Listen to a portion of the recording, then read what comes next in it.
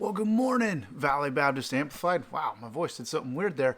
I hope you're having a great day and a good morning. Happy Mother's Day to all the mothers of our students and students. You better give your mother respect every day, not just today. A lot of people go, hey, it's Mother's Day. Make sure you treat your Mother's Day right. No, treat your mother right every day because that is what is important, not just one day. This is just a day that we go above and beyond the way we should every day. Well, I hope you got a chance to listen to Pastor Roger's sermon this morning.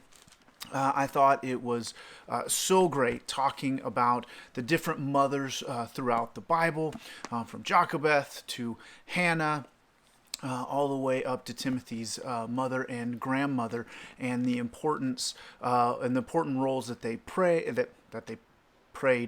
pray. That's important, but that they played in the roles, from mothers of character to mothers of prayer to mothers of teaching. But I wanted to take a few moments this morning and talk to our students specifically and how they can respect their mothers. In Ephesians chapter 6, it says this: "Children, obey your parents as you would the Lord, because this is right. Honor your father and mother, which is the first commandment with a promise, so that it may go well with you and that you may have a long life in the land." And it's so true. In Exodus chapter 20, as God is giving Moses the Ten Commandments, when we look at verse 12, it says, "Honor your father and mother so that you may have a long life in the land, and that the Lord your God is giving you." And I think that's so true. It's one of the only commandments that gives us a promise. And so honor your father and your mother. And this is something that I think we take for granted. We get tired of our parents. We get tired of our moms. We get tired of our dads. Every day they are telling us, do this and do that and do this and do that and do this and do that. And we're just like, I am done. And we even at this age and over the next few years, from the time you're about 11 to 18, you think, my parents don't know anything. They don't know what it's like to be a kid. They've never been in the things that I've been through. They've never gone through this. They've never gone through that. And that can't be further from the truth. Because the honest to goodness is this. Our parents are on our cases all the time, right? I know mine was when I was growing up. Just get off. Come on, give me a break, Mom. I can't stand it. But the truth is this. Your mom is like that. She's on your case. She's trying to tell you what to do and what not to do. Not because she's trying to ruin your fun, but more than likely, if you ask her, she's been there. She's done that. And she knows the pain and the heartache and the trouble that is awaiting for you if you move forward with those actions. You see, our moms are there to care for us, to love for us. God has created our moms to have this undeniable, this unquenchable desire to protect you, to keep you safe. And what you don't realize is what goes through their mind every second of the day. I loved the letter that Pastor Roger read this morning about the conversation between the two women, and how the one who had a mom is like, I wish I could tell my friend how her life is going to change. How every time she reads the newspaper, she's going to think, what if that was me? What if that was my kid? How can I protect my child? How at a moment's notice they'll drop their favorite china to go and rescue their child. How they will fight the urge to leave those wonderful career that they have created just so they can come home and see their child's face. And that's so true. Guys, your mom is there to protect you. And sometimes it may seem like it's overbearing. Sometimes it may seem like it's crazy and out of this world. But God gave her that ability to keep you safe. And we must respect and honor her, not just today, but every single day. I remember a story from the time when I was growing up. I had a really bad habit when I was young for most of my life. I loved to climb on things, and climbing on things wasn't necessarily the bad thing. Although I would climb to the very top of the tallest trees in our yard or in our neighbor's yard, I would jump the fence. But the biggest thing that I had, the biggest problem that I had was I would always climb on the roof. I would get on the roof, I would get up there, I'd look out, I was like an explorer. It was so cool, I could see forever, and I just loved the freedom of getting up on that roof. And my mom would beg me, beg me, get off the roof, you're gonna fall, you're gonna break something, get off the roof, you're gonna do this, you're gonna fall, you're gonna hurt, damage the house, you're gonna do this.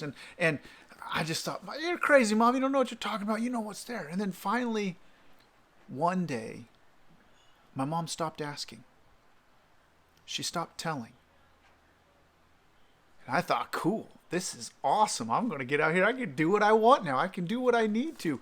And I would get up on the roof every day, and I'd get up there all the time, and I'd just hang out up there and just had a good time running around, jump off, climb trees, get up on, and all of these things.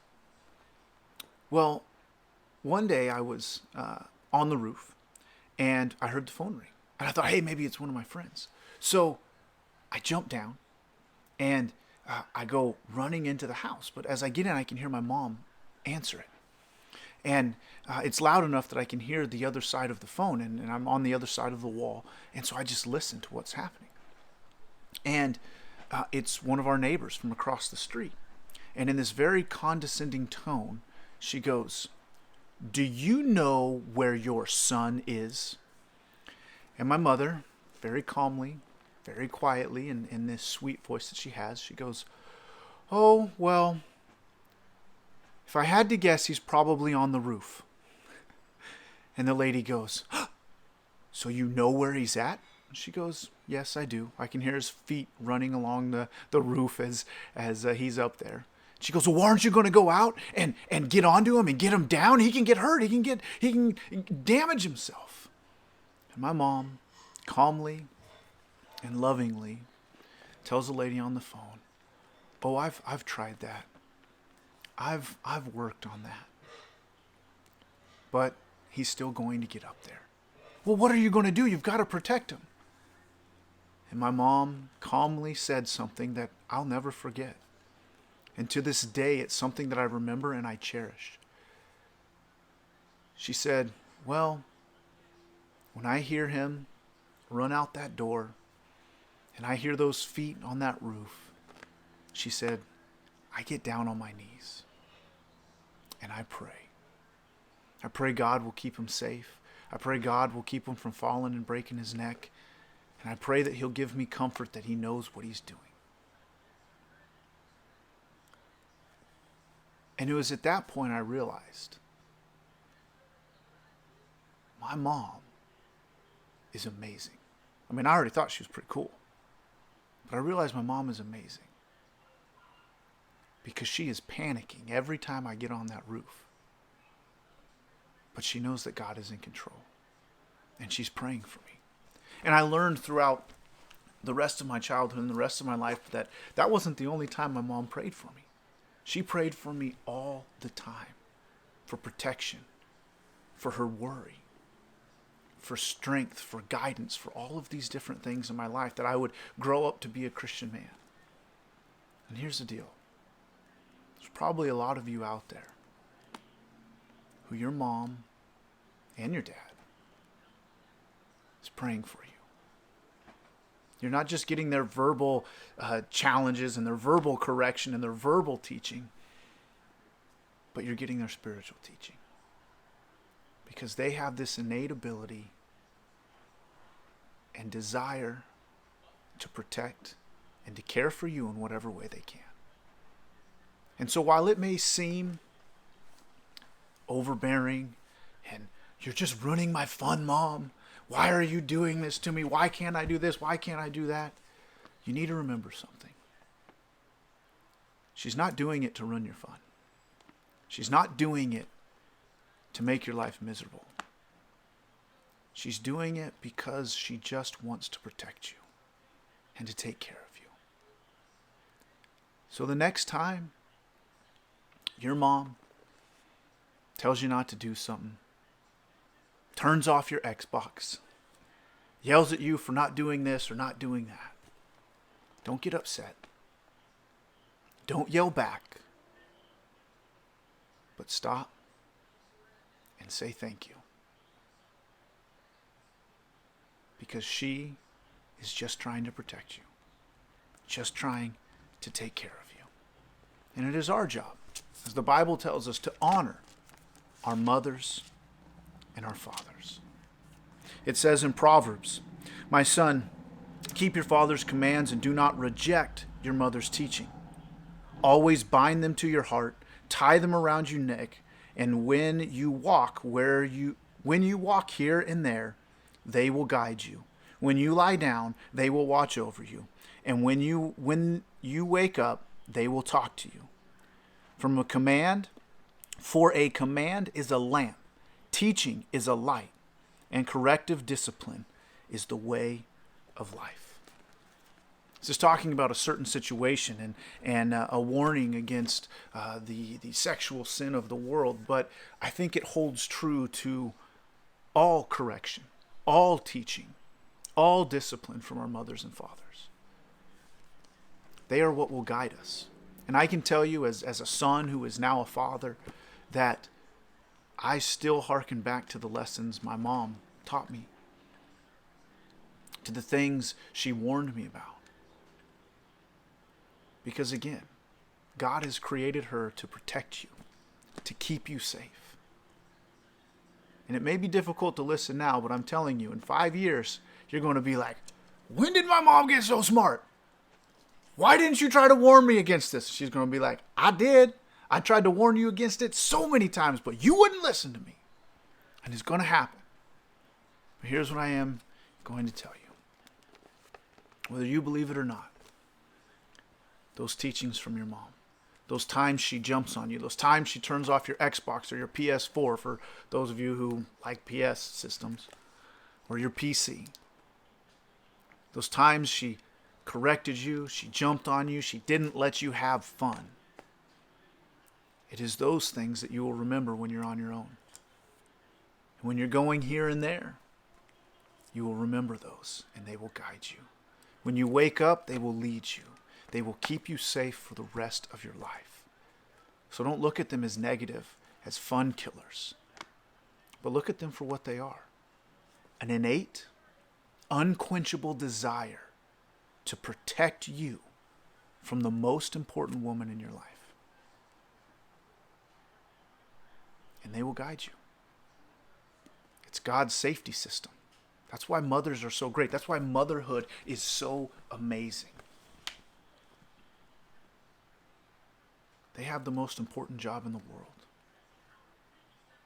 Keeping and protecting the next generation. Each and every one of you. And as Pastor Roger so eloquently put it this morning, they have a baton in a relay race. And they are not only passing forward correction and teaching, but spiritual guidance and faith. And they are trying to pass it on from generation to generation to generation. So on this Mother's Day, but not just this Mother's Day, every day, remember, your mother is there to guide and protect and keep you safe. And God gave her that desire. So don't jump down her throat. Don't talk back. Don't yell. But say thank you and give her a hug. Because she truly is looking out for your best interest. May not seem like it at the time. But in a few years, down the road, you will look back and you will remember. You will see the bigger picture. And you'll be thankful that you had a mom or a grandma or a godly woman in your life who said, "No, stop, don't do that." And turned off your console, turned off your PC, and made you read the Word. God is great,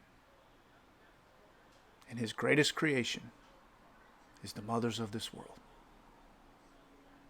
And I thank Him for my mother, and I thank Him for my wife, who is the mother of my children. Because He could not have given me two better gifts, two better mothers in the entire world. So be thankful for your mothers today.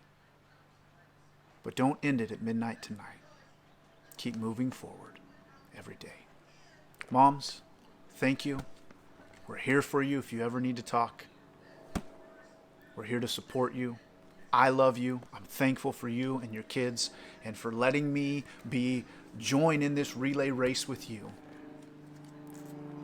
as you pass the baton and I try to help you pass that baton of faith onto your kids. I hope you have a great day. I hope you have a great year.